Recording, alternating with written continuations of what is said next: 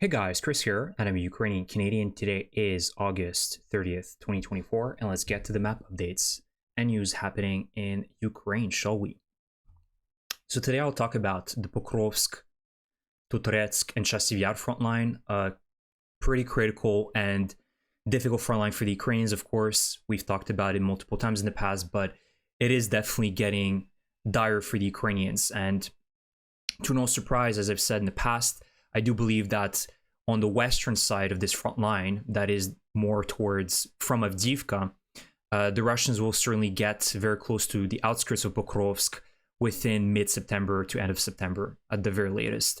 With their advancements, every day it's about 200, 300 meters, but they're slowly pushing towards Pokrovsk. Now, I have high hopes that the Ukrainians here will be able to defend the outskirts of the city, and we know that historically speaking, based on previous battles with Russia in urban areas, Ukraine has done very well in defending and maximizing the Russian casualties.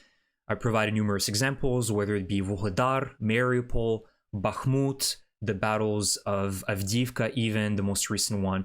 Russia has thrown a lot of resources and men to capture quite small cities, and they paid an enormous price for that. So they will pay an enormous price for Pokrovsk and Mirnograd, and that will mean, unfortunately, that they will level these cities at this stage, which is really unfortunate because, you know, there was life in the past here, people lived here, and now Russia just pulverizing everything in their way.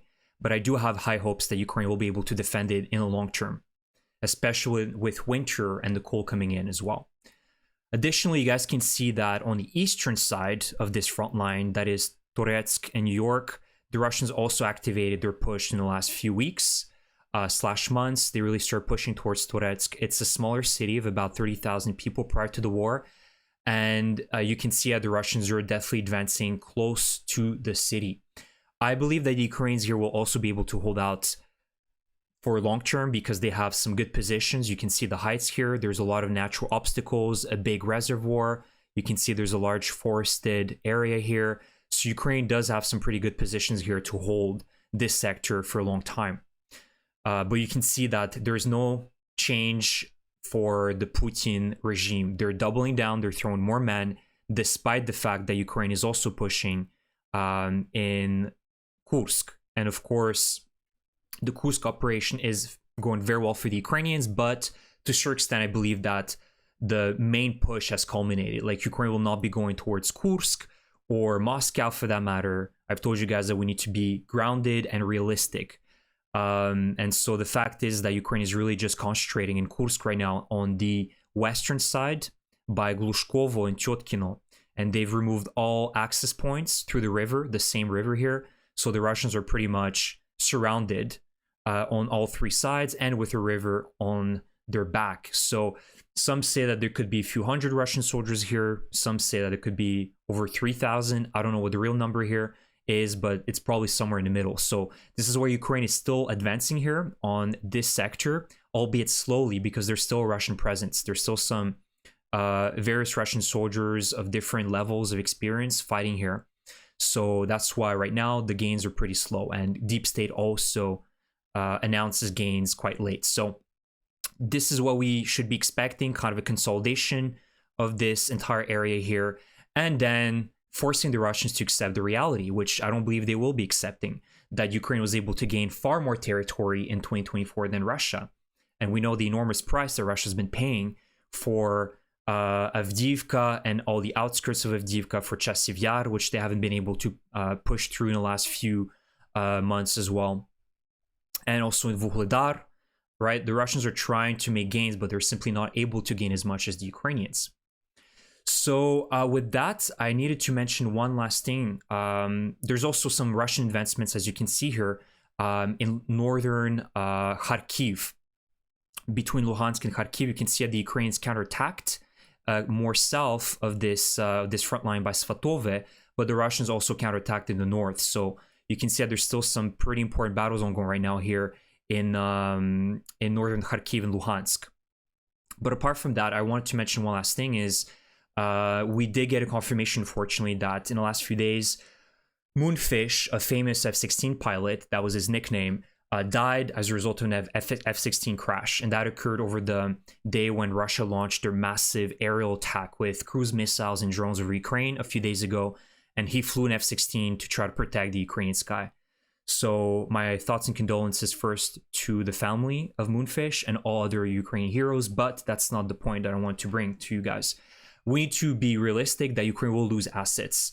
And those highly coveted assets like the HIMARS missiles and F-16s and Abrams tanks, they've been lost in the past, and they will continue to lose them. You know, that's the reality of things. They're not wonder weapons, they're indestructible. So we need to realize that first. Second of all, I did not like the Zelensky move today because he sacked the Ukrainian Air Force commander. His last name was Oleshchuk. And long story short, there was a member of Zelensky's party that criticized him. He responded back quite harshly. And due to this response, I believe that Zelensky decided to sack him. This is an improper response. And it's more about the message that he's sending out. So every time that the Ukrainian Air Force, even if that wasn't what he wanted to do here, when the Ukrainian Air Force loses an F-16, what, Zelensky is going to be sacking commanders left and right? That's not normal. That's not okay. You need to do an examination, an evaluation of what happened, and then you can assess what really happened and what are your next moves. But, you know, to see Zelensky being quick on the trigger like that is very worrisome, and I didn't like that move because now that will pretty much send a message that every time that Ukraine loses an F-16, somebody's going to get fired.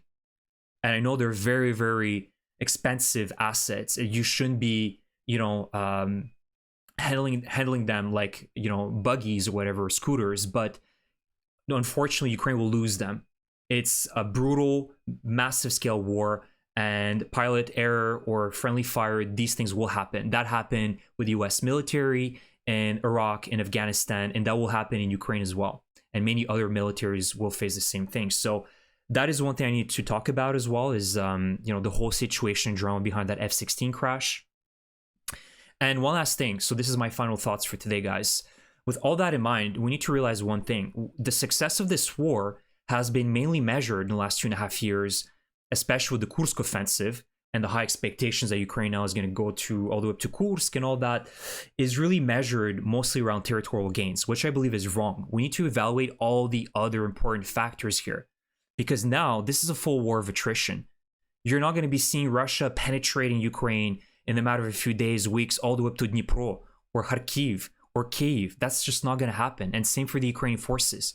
I've said it multiple times in the past, guys. I don't believe Ukraine, militarily speaking, would be able to push and, you know, gain ground in the 100s of kilometers, right? Like the Russians are really well prepared here. They're well they have good defenses, lots of manpower here. Ukraine simply doesn't have the ability and resources to break through here either. So we need to understand that this is a war of attrition, and this is a race against who's going to reach the catastrophic point first. Is it going to be Ukraine or is it going to be Russia?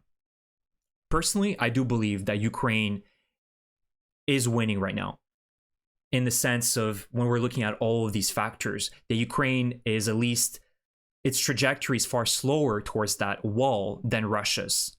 Because we need to look at the economy, we need to look at a geopolitical position of both countries, at their political stability as well within the country, at the strength of their partnership, the infrastructure overall. And we're seeing that on Russia's side, things are far worse right now.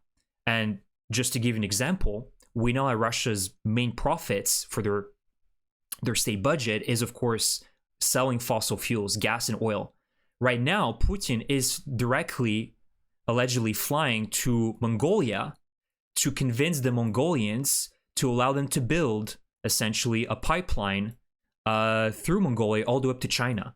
This means that the Kremlin is desperate for cash. They're desperate for money. Look at the interest rates right now in Russia. 18 to 20%. That's the interest rate that was fixed by the central bank. The ruble losing value. It has no value whatsoever. Banks refusing to work with Russia as well, whether it be in China and other countries that were kind of partners with Russia.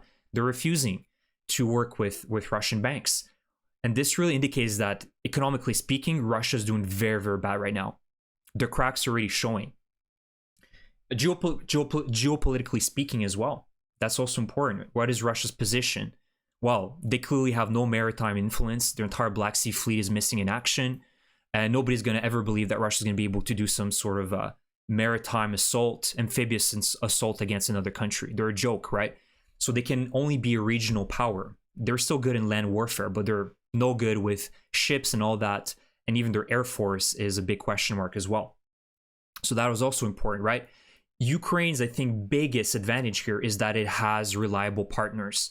Yes, I've criticized them. I've even wrote a post overnight about this, my frustration with the United States, kind of playing a sick game of pretending like they think that this is going to be an escalation if they give the green light to Ukraine to use their long-range missiles. You know, there is some frustration behind that and just not giving enough, but they will give enough for Ukraine to be able to defend. Whether it be finances or weapons, Ukraine is pretty much guaranteed for at least the short term in 2025 to receive that help from Europe and the United States. Russia, on the other hand, has very, let's say, unreliable partners. Yes, it has China. Yes, it has Iran, North Korea, other countries that are willing to work with Russia. But the main ones, like China, which is the lifeline of Russia, isn't fully committed in supporting the Russians. They're also very vigilant, cautious, right? They always are expecting that they could be backstabbed somewhere. So they're just allies out of convenience right now. So for Russia, even the other day, like Mongolia and China, Mongolia refused the project of the pipeline going through their country, and now China has refused, more and more Chinese banks are refusing to work with Russia. So you're seeing that there's clearly massive roadblocks being put in with the partnerships, the unlimited partnership with between Russia and China. So this is why I believe that when we're looking at the grand scheme of things, the large picture, the macro picture, we need to start evaluating this war based on who is going to collapse first.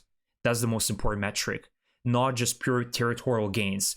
If Russia's advancing, thus that means that they're going to win this war. No, that's not true. And they're not going to be able to advance at massive numbers, just like the Ukrainians will not either.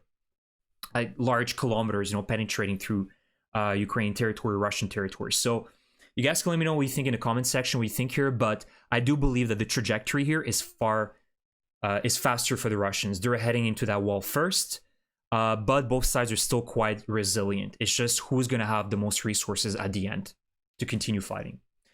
Thank you for watching, guys. Please write down in the comment section what you think.